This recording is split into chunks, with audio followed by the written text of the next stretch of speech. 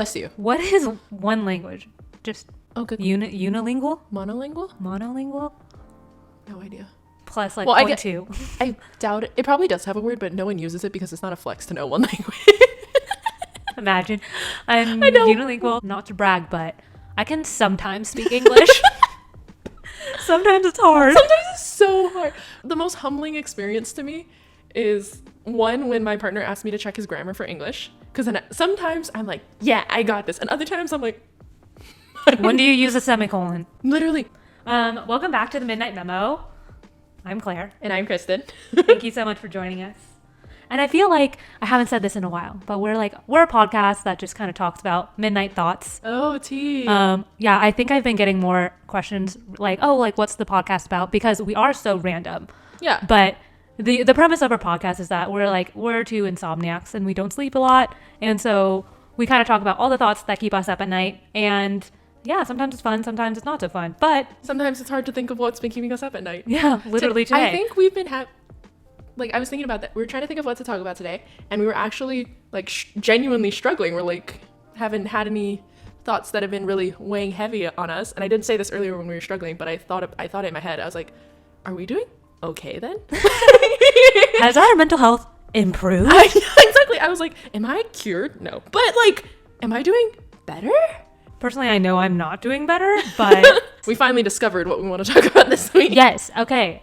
So speaking of the topic we want to talk about, Claire her lease at this apartment is up in next month already. Mm-hmm. A couple weeks actually. You said so. Oh shoot! Does that mean I have to start packing? Yeah, honey. Oh, yeah. I'm sorry. That sucks.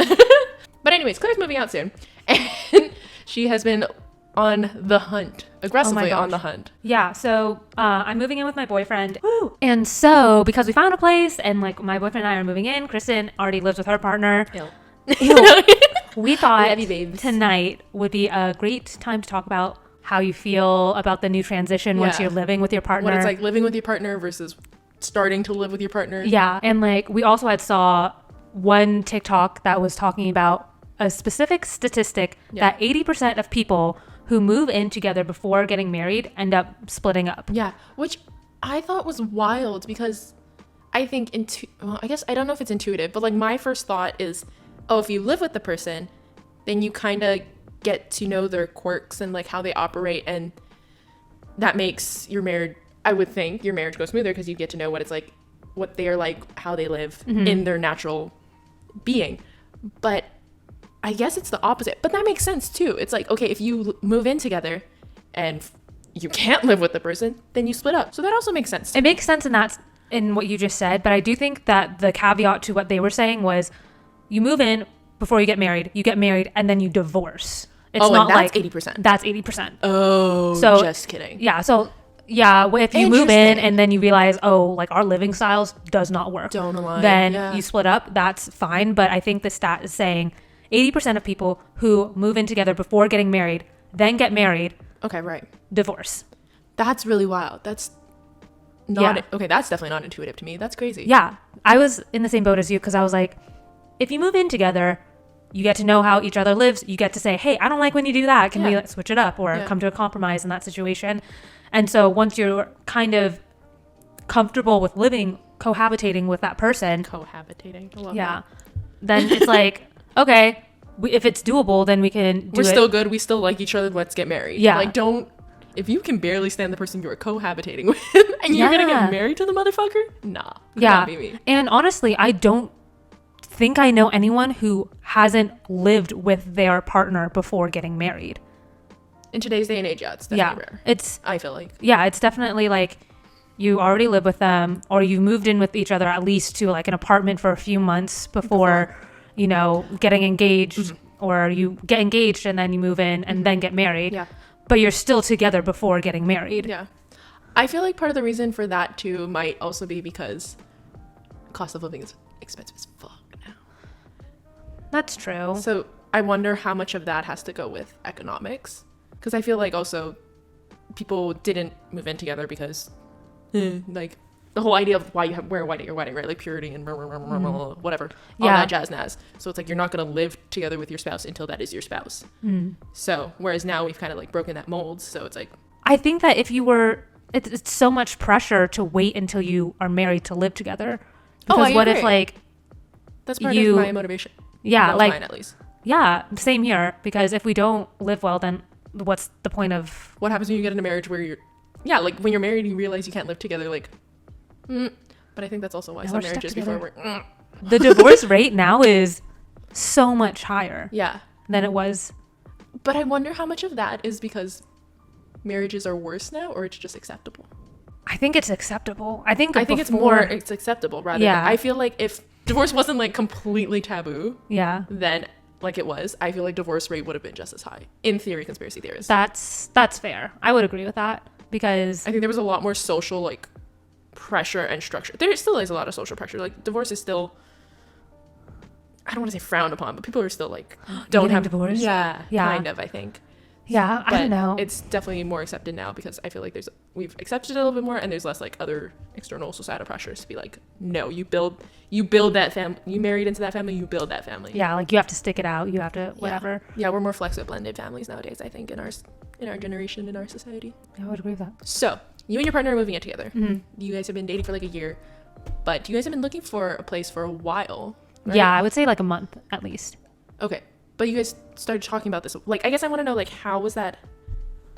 What was the timeline in like how you guys started talking of like who asked first in moving together? Like, how did that question come up? What was the timeline? Yeah, so we started dating like in October 2021. Yeah. Maybe when we were around 8 months, we started talking about it more like, oh, would we want to move in together after your lease ends in February? Like we've been kind of practicing cohabitating together, seeing how we live. And like already we've been discussing like things that need to change before we move we've in. been discussing. Already? No. Oh, tell me more. Already, it's a red flag. Just small things like making sure that all the dishes are done before we go to bed. Oh, tea, yeah. Because I don't do that now, and he doesn't do that now. But when we move in together, I want it to be clean, and I want us to start off being clean and not work towards it. Because when you work towards it, it doesn't happen for a while. Yeah, it's harder to correct something than rather than just like starting it. That's fair. So we're like, okay, leave your shoes by the shoe rack. Yep. Clean the kitchen before going to bed. But talk about how that came up. Throwback to our Asian household episode, Listen. y'all. White versus Asian household. Yes, if you guys did not know or are unaware, my boyfriend's very white. I am white on the inside. This is true. And so we both didn't grow up in a no shoes household. I've been doing it a little bit more since I've gotten my own place and everything. Like I have a little shoe rack where I keep most of my shoes. Since living with me. Yeah, I would take credit. probably. And so I've been doing it kind of while we lived here or while I've lived here. And he, yesterday, he was like, yeah, should we be a shoes off or shoes on household? Which and is I was such like, a hot take because listen, are we just starting to lean into the Asian? Yep, Asian Asian persuasion. culture. Yes. Love that. But So what was the final decision? Shoes off or shoes on household? I think we're going to start doing shoes off. Mostly because like all of our upstairs areas are carpet. So it makes even more sense if you have a carpeted household to be a shoes off household. And people who have carpet and are shoes on household, I don't know how you get it. I don't know how you do it. yeah. So we've been thinking about like a lot of different things and on like how we're going to live together, like what are our routines, how do we want to like set up the space. Yeah. And I think we've mostly just been like trying to think of all the small things that would annoy us now, like as we've been practicing. So you're pointing out each other's nitpicks, Yeah, right? literally. I'm like, because That's when so he funny. shaves his beard, like The beard hair. Bro, Bro, no. I'm like, you gotta Fuck that. clean out the sink after you do it. Yeah. But Like, at least he has blonde hair. I love you, babe. But the black, oh my God, it's even worse when they have dark black hair. I'm just like, I don't know what you mean. yeah. Claire also. I shed like a motherfucker. No, not even that. Claire will just decide to fucking cut her hair. Oh yeah, I do that as well. I'm sorry to our friend who is a hairstylist and has to hear this. Will just decide to fucking give herself a haircut in the sink. And then she'll send me a picture of the massacre that is her sink afterwards. Yeah. And it makes me want to scream.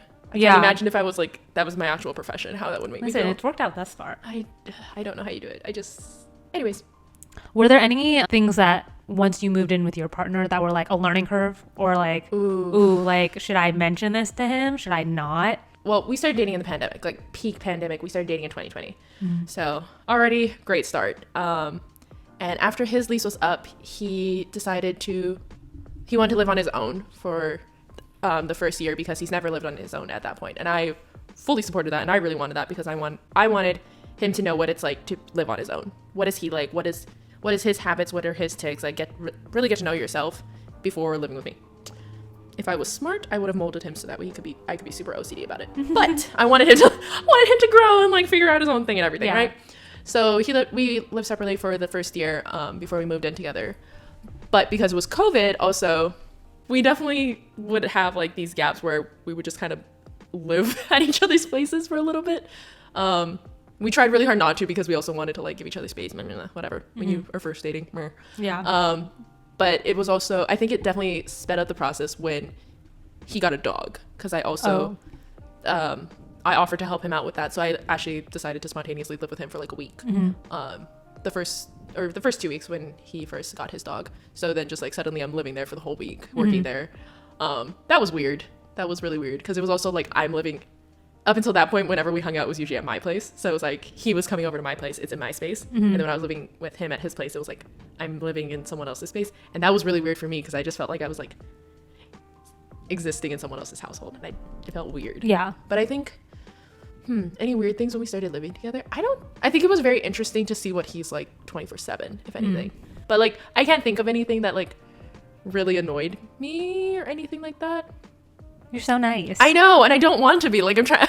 Now let me drag my boyfriend real quick. Like, well, because I want to. Like, I'm trying to be realistic about it. I really don't think anything annoyed me at first. But I think part of that was also because I was living in his space. You know. So if anything, it's his apartment. It's his space. I can't be annoyed at him living in his place. Yeah. You know. So I think that might have also played a factor into it, honestly. But like, what happened when you guys got like the new apartment? When we got the new apartment, it was definitely weird. Because up until that point, I had been living on my own for like 2 years at that point, living on my own. I had gotten very acquainted with my stuff, my space. It looks like a girl's room, okay? Yeah. And suddenly, there's a boy here all the time. And it was just like, okay, decorating was so hard. Because I was like, I want it to look a certain way. I know what it wants to look like. I know what I want. But it might be kind of girly. And it's also his space now. So it's like, I can't just go. Also, my apartment previously it had a very gray, white, and like fuchsia pink color palette. It was very girly girl in that sense. So a lot of my pink stuff didn't quite make it to the new apartment because he didn't want to live in a pink room. And that's fair. That's fair and valid. So some stuff like that had to go. So decorating was really hard. Of like trying to find stuff that felt comfortable for both of us. But it is nice. It's nice and not nice consolidating your stuff. Like, you don't need as much stuff as you did before. Oh, I'm so excited to purge. I know. I was very excited, but it's so hard when we first moved in together. And we did a weird like 3-step move, which I guess you're kind of going to do. So when my partner's lease ended about a month before mine did, and there was going to be about a week or two overlap between when my lease ended and when our place started. So he moved out of his place, moved in with me in my very small studio apartment with the dog, with our 70-pound dog at the time, for like a month. That was stressful. That was a lot because it was all his stuff moving in, but like not unpacking because why bother? We're going to move out in a little bit. And then my stuff trying to be packed, but we're also still living there. So weirdly in between stuff that comes with moving. Plus like 2 times the amount of stuff there because it's all his stuff that we haven't sold. We hadn't consolidated all our duplicates down yet. All his shit, plus all the dog shit. It was a lot of living beings and their crap in my very small apartment. And as you guys know by now, I like a clean space. So I was definitely unwell for that last month. I was so stressed, so anxious, not doing good. And I even more so like could not wait to move out. I was just like, get me out of here. Yeah. Love him, love the dog, but like we cannot live in a small 1-bedroom. Not happening. I get that. But one of the reasons why I wanted to talk about this too is because in practicing living together, your partner has been living here in your apartment on and off On and off, yeah. On and off. But the last few times I've come over, he's been here. And so I accidentally made the assumption that he was just moving in full time. But I wanted to talk to Claire about this because she is very introverted, and you are the type of person that you need your space. You need, even when we lived together and we were roommates, or we had other roommates, like at least you had your room to go to where you had your space, that's yours. And I think that's happens for most people, at least. Like even if you have roommates, it's more you're sharing a living space, but you have your room to go home to. Yeah. And I wanted to ask you, how's it been living with your partner? Because when you move in with your partner, you don't even have your room to go home to, because your room is now their room. It's gonna be a really big change on my end. Yeah, that's what I was wondering, how you were doing with all that. Because I mean, he has roommates now, and so he's like, I'm already used to living in an environment where there are other people. Yeah. So it's not going to be much of a change for me. If anything, it'll be better because there'll be less people than there are now. Yeah. And I was like, that's true. He's downsizing. Yeah. And so for me, like I've lived on my own for 2 years and I've loved it. And so now I've like you said earlier, I know the way I live. I like the way I live. It's going to be weird trying to adjust to have another person here.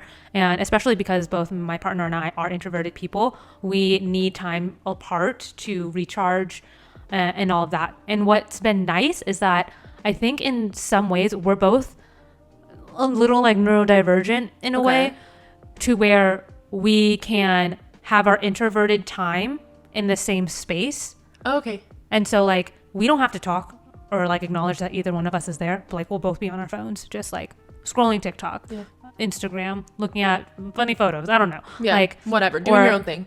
Yeah. And so like that helps us recharge. And I think, is that the same? Like if you are having your alone time doing your thing, but he's in the room with you, is that just as, sorry, this sounds like so bad, I'm sorry, bud, but like, you know what I mean? Like having you're having your recharge introverted time completely alone versus basically being alone, not even interacting with the other person in the room, but there is someone else in the room. I think it gives you, at least in our case, I think it does allow us to recharge, maybe not quite as fast as it would be like if you were completely alone, but allowing us to not have to put any effort into acknowledging each other. Yeah. Okay. And knowing that I'm not ignoring you. I'm not mad at you or anything like that. It's just like I'm in my own world right now. Yeah. So it does allow us to recharge, gain more energy. Okay. But when we move in, because we are introverted people, we wanted to make sure that we got enough, like a place with enough rooms to where if he's down in the living room watching TV, I can be up in like the little library. Or I can be in our bedroom, and like our bedroom is on its own floor. Yeah. And so like if he wants to hang out in bed, like I could go down into the living room and watch Netflix. Yeah. So there's still like, we can cohabitate and be in 2 separate areas, recharging on our own without like stepping on each other. Like my place now, I only have 1 bedroom. Yeah. So it's like the only place you can go to really get away from people is that bedroom. Yeah. Well, at least you have a door. When my partner moved, when we were doing that double move in, I didn't even have a door. Like it was a studio. It was basically just like one giant room. So like if he was recharging in our room, my room, and I was recharging in the living room, it was basically like being in the same room because there was like a half wall in between us. Yeah. So. Yeah, and I think that was it was a big fear when we were first initially thinking about it because I don't know, just wanting to have our own space and like feel like we can have our own space. Yeah. But luckily we both know where it comes from because we both are introverted people that we're like, we get it. Yeah. It's fine. You get the thought process. You get the logic. Yeah. Yeah. And I think if one of us was extroverted, I think that would be a little weirder. It might be harder just because. I need to ask my partner about that. I wonder if it's harder for him. Oh, yeah. Because we're opposites. Yeah. He's introverted. He's introverted, but I feel like I've gotten more introverted since dating him. Honestly. Like I actually do enjoy being like at home sometimes. Like being a homebody, and I was like, ew, what'd you do to me? Literally. Yeah, you're the most extroverted person I know, I think. Like the fact that you wanted to go to a club for your birthday. Yeah. I was like, girl. I wanted to go out to a club and go dancing. I love you so much. I'll go to Unicorn, but that is it. Yeah, I know. Honestly, I was like, wow, she like loves me. She came out tonight. It was so hard. I know it was for you. That's why I know you love me. Yes. But yeah. And even more like as we think about moving in, we're like, okay, cleanliness. Okay. And you also have to think of like weird things you do for like personal hygiene. Yes. that now someone else is going to be there. Like cleaning your butt? Yeah, like I don't know, like shit like that. Like things that normally it's whatever you do in the bathroom. I don't know. Sometimes when I think about it, I'm like, my partner is on the other side of this door. You know what I mean? I don't know. At least for me, like if I'm like doing a full exfoliate day, you know, shaving everything, and I'm like, I'm being gross. Like I'm being gross, and it's not gross. It's bodily function, whatever. But it's kind of gross. I think the guys just think like, sweet. Yeah, that's honestly probably what it is. It's honestly just me being like mean to myself. But I'm like it. Ew, like I feel vulnerable, and then when I think about it, I'm like, he's literally on the other side of this. I'm like, that's gross. Yeah. Yeah, I mean, like you on that tangent. Yeah, tangent. I was like, wave? No. Ride the wave, bro. Ride the wave. No, like what we were saying about the beard hair in the sink. I was like, yeah, you need to fix it now because it's not going to transfer into our new place. Fair. But I think it's motivated from one of my friends when she moved in with her boyfriend. There was like a period of really bad tension between them where she was like, I don't know what it is. And I think it was because she was becoming like a mom. Yep, that's such a thing. Yeah. I think that's why it goes back to that stat you were talking about earlier. It's like that's like the killer of romance or whatever, right? It's like when you start living with someone and then you, depending how you operate versus how your partner lives, like it can turn very easy where you want it a certain way and then they view it as nagging and then they see you as their mom and then that's not attractive and then it devolves and it turns into tension. Yeah. And so I think that's like my biggest fear. Yeah. And one of the things I had said to my friend was like, well, your versions of 100%, like you guys need to come together and be like, my 100% is different from your 100%. Like we need to figure out what we can do together to like compromise. What can 100% look like for us? Yeah. Yeah. And so number one rule for me, I will not be his mother. Yeah. No, sir. But that's why I think a lot of the times now as we prepare to move in together, I'm like, we need to fix this now because I'm not going to ask again once we move in. Yeah. That's like passive aggressively, but like. This is passive aggressively now so that way I'm not nagging your ass later because I'm not going to do that shit. Yeah. And he's done the same thing with me. Like I have to start closing the cabinet. I just leave all my cabinets open. And then like yesterday he like there was a wrapper in the sink and he's like, can we not put trash in the sink? Because like I don't want it to get in the garbage disposal. I'm like, yeah, like I won't do that. Sorry. But like we're already trying to avoid a lot of tension before moving in. And I don't think we're going to have many problems, but it's definitely like knock on wood. Yeah, it's definitely one of our bigger topics of conversation now. Yeah. Hello. If you're hearing this, that means we have found a break in our trains of thought. I know, kind of crazy, like our podcast isn't chaotic or something like that. Anyway, this week we have a sponsor for this episode, and our sponsor is Newsly.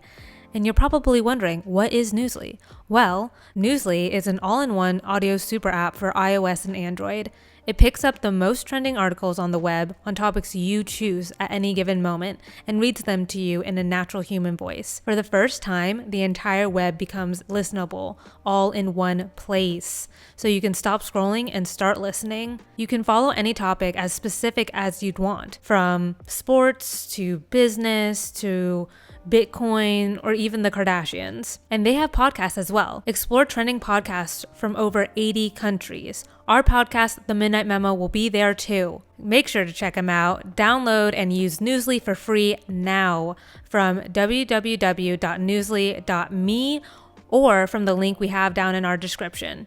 You can also use the promo code TMM for 1 month of free premium subscription. That is right. So make sure to go check us out on the Newsly app. You will not regret it. And now back to the podcast.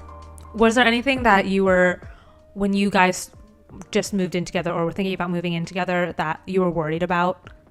I was worried about cleanliness for sure because I'm the way that I am, and I know that. And we were just talking about Friends, and me and my partner Ashley had just watched the episode where Chandler moves in with Monica, and I just feel like she resonated. She resonates with me, and I think my partner kind of resonates with Chandler. He tries his best. He's like, I cleaned everything is in the wrong spot. But so yeah, that's exactly what happens in the episode, right? It's like he cleans everything for her, but it's not the way, like her 100%. And he's like afraid that he fucked up, which technically he did, but like understands that was his 100%. So I was teasing my partner, and I was like, this kind of sounds like I feel like this sounds like how I sounded when we first moved in together. And he jokingly was like, a little bit. And I was like, really? Were you afraid of me? And he's like, no. I wasn't afraid. Please don't hurt me. Yeah. As he puts a helmet on, I wasn't really afraid of you. Oh my gosh. No, so that's what I was talking to him about. Yeah. I was like, I was definitely afraid of what he was going to be like because he's a boy. Sorry. And they're gross. Girls are gross too, but like I had lived with girls at that point. So let's just say my bar was already in the basement. Yeah. So, but I was still afraid that I would find new ways to lower it. Mm-hmm. And so that was a fear. But at the same time, like I said, I was kind of passively living with him in his place. Mm-hmm. So I kind of knew what he was like already, and he was relatively like pretty clean. So it was a fear, but I didn't really feel like I had anything to worry because I had seen it, but still like, I don't know, maybe it would be different when we moved in together. So that was a fear for me. And I feel like another fear was just more my commitment issue. That was my biggest fear of like, at least when we were living apart, I had my space. Mm-hmm. And if I just have a lot of commitment issues. This doesn't need to be therapy, but like, let's just TLDR it. Like I have a lot of commitment issues. So my biggest fear when we moved in was like, what happens if we break up? What happens if this goes south for whatever reason? Like you can't really just break a lease. So what, I'm going to be living with I thought worst case scenario of like, what if this goes wrong? Because at least up until then, if something went wrong, I still had my apartment. I had my space. I had my place. I'd be relatively okay. You know, I still had my things. Whereas like moving together, it becomes our things. It becomes our space. It becomes us. Yeah. And that terrified me because I didn't feel like I had a safety net to fall back on. Yeah. So for me, that was my biggest fear. It's like letting go of that safety net in some ways, and like not being able to. I don't think I was living with one foot out the door, but at the same time, it was nice to have the option. Yeah, you know, totally. So, I mean, like it was definitely a step where it was a commitment. Mm-hmm. No, that's why I was afraid of it. Of like, you know, now I'm all in. Like now my space is your space, and can't get much closer than that, really. Mm-hmm. So I feel like that was my biggest fear, is just losing that sense of security. Still fucking scary. We've disaster prepped. Really? Yeah. What's your disaster prep? So one, I like internally, I made sure that if we were to split up, would I be able to pay for the place on my own? Mm-hmm. And I was like, yes. Okay. Then what I would we had decided that if we did split up, he would move out because he actually has a house to go to. Yeah. So he's like, I'll go over there, and he would continue to pay his part because we're going in it together.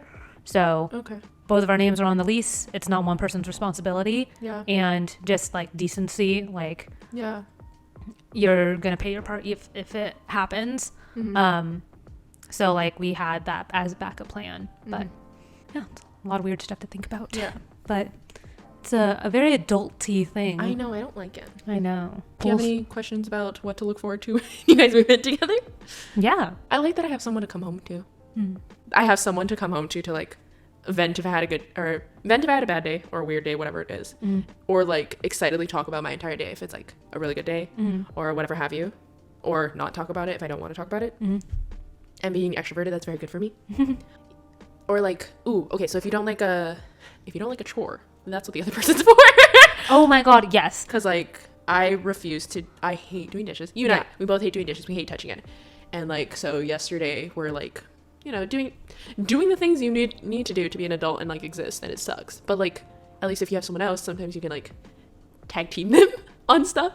So like we're making dinner, and like there were still dishes in the sink from earlier that day or whatever, and so dishes need to be done, and someone needs to start cooking dinner. So he's like, why don't you start cooking dinner? I'll clean the dishes, because he knows I hate it. And I'm just like, oh, yes, because he knows I hate it. So he's like, and he doesn't mind it, so he can take that and I can do something else. Or like, he's not bad at cleaning, but he also doesn't really like it, and I love having a clean space. So it's like, I will clean the apartment when it needs to be cleaned if you cook dinner and do the dishes. Yeah. So that's kind of our unsaid, but usually we've never said it, but it like just falls into what we do when we need to get something done. Yeah. And I like that. Yeah, that's a good point. I mean, similar to you, I don't like doing dishes. He doesn't like doing laundry. So like we already know who's doing what. Yeah. Yeah. So I think we've overall like kind of prepared ourselves well mentally Yeah. to be ready to move in together. You've talked through everything. Yeah. Like we've really taken the initiative to make sure that like, okay, do we have any complaints right now? Yeah. Okay. If we do, then like, it's not like we're shaming each other for, I don't know, doing something. It's just like, I like it this way and you like it this way. Let's come to a compromise on how to live. I feel like that was one of, not the hardest, but one thing that we had to learn to develop is like, how do you tell the other person that like something's annoying you without them getting hurt by it? Yeah. And I feel like it's different when you talk about those things in like a relationship when you're not living together versus when you're living together. Because to take the criticism from your partner and to sit with it, but with them in the other room is different than like if they tell you that they don't like something and you have to sit with it, but they're somewhere else. You know? Which then takes me all the way back to the statistic we were talking about beforehand. Full circle moments. I think an argument that can be made in favor of the 80% Like divorce rate, divorce rate would be, what changes is that you're now married, but what doesn't change is how you were living before. And I think that that can actually pose an issue because being boyfriend and girlfriend is different from being husband-wife. Okay, Because, well, one, contractually, and two, it just is you're in a complete new phase in your life. And I think that if you're mentally in a past phase and you're not moving forward in life with your partner in a new dynamic that you've just created, it can be really hard. Okay, yeah. That makes sense. Basically, don't do wife shit on a girlfriend salary. Yeah. That sort of a thing. Yeah. Because like you said, it's different how you treat those two dynamics. And if you look at it that way as like wife salary versus girlfriend salary and not doing it at whatever stage you're at, that can, I can see how that leads to tension. So that makes sense. To live, like if one person's living in the married world on a wifey salary and your partner is still acting like a boyfriend or acting like when you were dating, you're in a different stage. Yeah. You're supposed to be growing to that point together. And if one person's behind, then it can be like, we're not growing together, you know? So I think that could be a big reason for why the divorce rate is high. Couples therapy, guys. No, that makes sense now. Now that you've like put it in that framing, I can see that makes sense. Fun stuff. Really fun stuff. Let us know in the comments your thoughts on the stat, if you agree with it, if you don't agree with it. If you live with your partner and have tips, we would love to. Yeah. I will and freely if they take have advice. Weird habits. Oh my let us God. know. Yeah. Is there any weird habits? Yeah. Everyone down in the comments, let us know your partner's weird living habits and we will expose them all. No, I'm just kidding. I have to think about it. I know he has them. Now I'm like going down this rabbit hole in the back of my head. Background app. Anyways. But thank you so much for joining us tonight on the Midnight Memo, season 3, episode 3. Wow. Nice. We really hope you enjoyed it. Yeah. And if you want to continue to listen to us, which you should, all of our social medias will be up on all the social medias. Will be up on the screen or down in the comments below. If you would like to leave us a rating, please do on Spotify or Apple Podcast. It would super help us out. And you've already heard this ad many, many a times. Oh, yes. But we are also on the Newsly app. So reach down into the episode description. We have a promo code TMM, and if you use it, you can access a month of free premium subscription, access to all your favorite podcasts, us included. We hope you all have a great night, morning, evening, whenever you're listening to this. So you haven't said that line in a while. I love it. Bring it back. We need to bring it back. Love it. Okay. Anyways. See y'all next time. Bye. Bye. I'm still in frame. Move out of frame so I can end it. That's it. See? That's as much as we're getting.